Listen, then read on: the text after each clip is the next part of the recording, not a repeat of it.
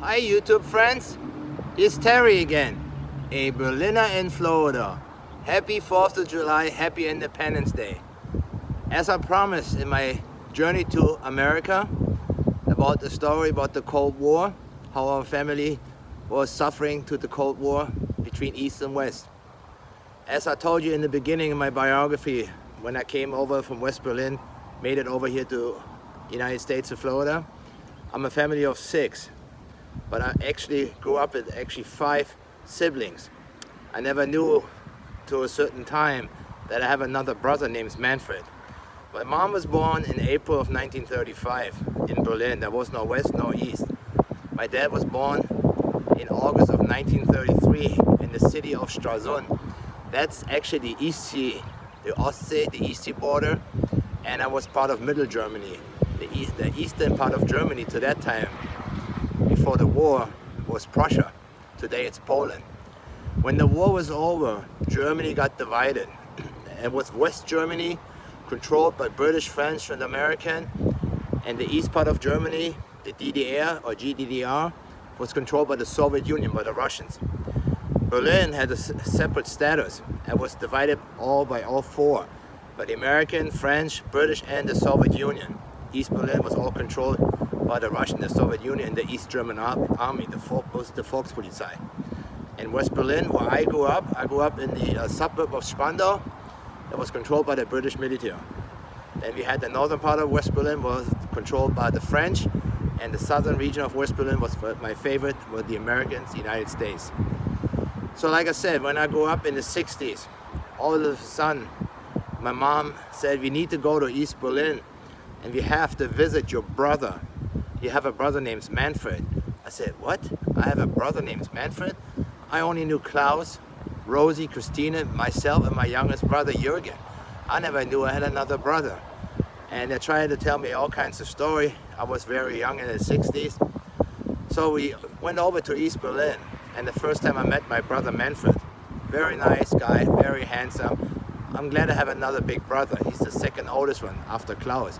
Manfred was born in 1953. He was actually born in West Berlin. There was no war, but it was the west part and the east part already. They called it the Sektoren, the checkpoints.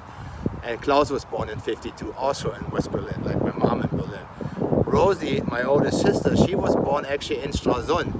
That's where my father came from. The whole family of Equitz are from Stralsund. So everybody with the name Equitz is the same blood. They all come from the same region. So Rosie was born in Stralsund, and my parents lived for a while in Stralsund, and my dad was joining the East German Navy. And he was so much in love with my mom, he could not stand it to be in that military, so he took off. To that time, that's what the story was, Manfred was sick. He had a fever, something was wrong with him, and he was staying with one of the Equitz, one of the aunts. I don't know what the name was. So my father Harry and my mom Regina Equitz, they went to West Berlin. So basically my father deserted from the DDR, from the East German Navy. His father was in cahoots with the Secret Service, the Stasi, the Mitarbeiter für Staatssicherheit, MFS, like a similar thing like the Gestapo. And he turned in my father, not my father was actually already in West Berlin in safety. He turned in and they took Manfred and put him into a foster care, in a foster home, in an institution. And my dad was trying everything to get Manfred over to the west side. West Berlin and East Berlin, there was no wall yet, but there was checkpoints at the Brandenburg Gate, at the Friedrichstraße or Checkpoint Charlie. You have to have proper ID. People from East Berlin worked in West Berlin. People from West Berlin worked also in East Berlin. So it was always a travel between East and West. No problem. People were used to travel, but they checked the ID, these Russians and the East German police. My father was trying everything. Like I said, going back that I met my brother Manfred in the late 60s in East Berlin. And we were taking our summer trips to the East Sea. We went to Stralsund, we went to Zingst, we went to Breo and Rügen. Rügen is a beautiful island. It's actually really where my heritage is from. The Equitz bloodline is coming from. Really enjoyed it. Very nice people. But like I said, it was a communist system, it was a socialist state. People were suppressed. You could not tell, no freedom of speech. no freedom of religion, no freedom of assembly. That's why I appreciate the United States, that I'm here living in a free country. So my father was trying everything with the United Nations and try to unify Manfred Equitz with our Equitz family. He did everything that was possible can happen that we can bring him over. He also hired a very famous attorney, a lawyer in East Berlin. And if you guys ever watched that movie Spy Bridges with Tom Hanks with the Klinika Bridge, it's a true story. That same attorney was hired by our family, trying to get Manfred from east to west to be united with the family. Nothing worked out. I think they hated my father so much that he deserted the Navy and that he took off and left East Germany, so they wanted to punish him. So things went not very well. So we had a plan. I was almost like 10 years old. My youngest brother was 6. Klaus, Manfred, and Rosie and Christina. So we had to get an idea what to do. We have to get Manfred, our brother, his son, my mom's son, second-born son. We have to get him to the West. We cannot leave him anymore behind. We tried everything the legal way. Nothing worked out. That system was so corrupt and so evil, that East German system, there was no chance, not even the United Nations. So my father had a plan. He talked to a guy who lived in Starken, Spandau. We lived in a project there. There was a bunch of buildings behind us. You know, we were the White House, then the greenhouse, the yellow, the red. He lived in the greenhouse behind our White House, the building. His name was Bernd Wenslav. So he offered Bernd Wenslav, if you get my son out of East Germany, I'll pay you 10,000 Deutschmarks, equal like to $10,000 basically, cash, if you can get my son out of the East German country. So this guy bought a used Volkswagen Beetle, Super Beetle, and I remember the days when they were working in the backyard and preparing the front on the old Beetle. The trunk was in the front and the engine was in the back. So they tried to prepare everything to make him fit into the front of the trunk of the Volkswagen Beetle. Klaus was the backup, the security. He had a French car. You will see it in the picture, blended in. He had a French car, they called it Renault R4 in that time, with a stick shift. He worked for a company like Arena Synchron, Vince Lüdecke. There was all these foreign movies from the United States, from England or Italy, to translate it for the German population so they understand that movie. So the day is coming, 1973, I don't know, it was fall, closer to winter of 73, that we arranged a meeting with Manfred on they call it a truck stop or Intertankstelle, the gas station where people get gas and food. It was in East Germany, it was Mischendorf. So they made a time up to be in this time there, Manfred, wait for the Volkswagen Beetle, Bernd Wenslav will pick you up. Me and my mom was sitting at home in Süderkommzeile 7A, 7A, that project, on the phone waiting if he can get our brother Manfred out of the East. So the day is coming, and that's what Klaus told me later on. I was not there, I was at home with my mom waiting if he made it to the checkpoint. The guy who's supposed to stop Bernd Wenslav to put my brother in the front, in the trunk, and cover him with all kinds of stuff to get him to the checkpoint, he lost his nerves. He never stopped. He was going past the truck stop and never stopped. So Manfred is standing there, didn't know what's going on. He lost his nerve, his cool. I totally understand. If he would have got caught, he would have gone 15 years in communist Stasi prison. Really brutal, abusive prison. It's not like one of the prisons we have here in the United States or like in Germany today. So Klaus saw it, that he took off. He never stopped. He never got Manfred into this car, into this Volkswagen Beetle. So he pulled over and said, Manfred, come on, get in the back. Get it in the back car, behind my seat, front seat and the back seat.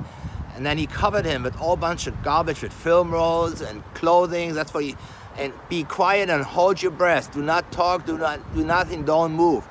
So he drove all the way on the transit and came to the checkpoint, Marienborn by Helmstedt.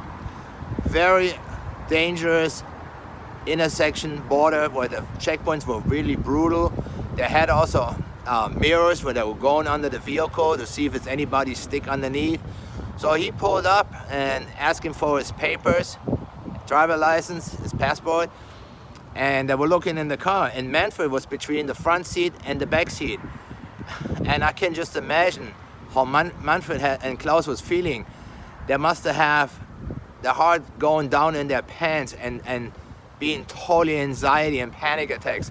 What would happen if they discovered that Manfred is between the front and the back seat? So the guy said, your car looks pretty messy. What is all these film rolls and all this stuff? What are you dealing with? What is your purpose to go to the transit? So he said, I have to bring a bunch of movies, film rolls from the translating from English to German into another company on the other side in Helmstedt by Hanover. So they checked, they walked around, didn't find anything. And then on the end, that's what Klaus told me, he said, man, you need to clean up your car. It looks like a mess.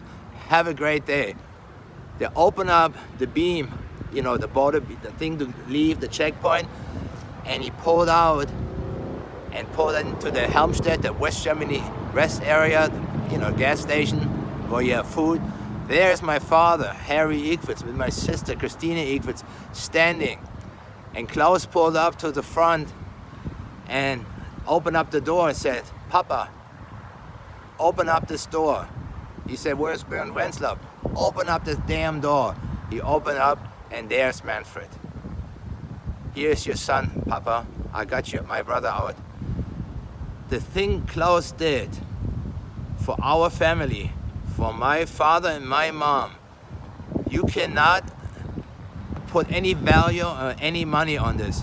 He risked his own life and his health and 15 years in prison just to get his second brother, his second oldest brother, Manfred, out of the communist system in East Germany. I still thank you, Klaus. When you listen to this video, I know your English is not so good. I have to do it in English. I have international viewers. I thank you from the bottom of my heart that you got my brother, our brother, Manfred, out of the communist system, finally united with our family. It took another 16 years before finally the Berlin Wall came down. When Mr. Reagan came in '82, I was there with my ColdWar head. I was there in 1987 in front of the Brandenburg Gate when Mr. Reagan, the President of the United States, said, Mr. Gorbachev, tear down this wall. I was there, an eyewitness, but Manfred was already in the West in 1973. So he had to be 16 more years in East Germany. And actually 2 weeks later, after he escaped with my brother Klaus, he had his notice from the East German army. They wanted to get him into the army. That was mandatory over there. And they would have probably stuck him somewhere by Bulgaria or Hungary or Czechoslovakia border, so he is so far away from the family Ekwitz from West Berlin as possible. This message also for everybody who's listened to my video. Freedom has a price. Freedom isn't free. This country was founded by our patriots that shed their blood for independence from England. It cost a lot of lives and a lot of good men. I wish you a happy Independence Day, a happy 4th of July. God bless America, God bless the United States. If you like my story, please give me a big thumbs up and like and subscribe with notification so you don't miss up any further videos. You guys have a happy Independence Day. This is Terry from beautiful Bonita Springs, a Berliner in Florida. Bye-bye.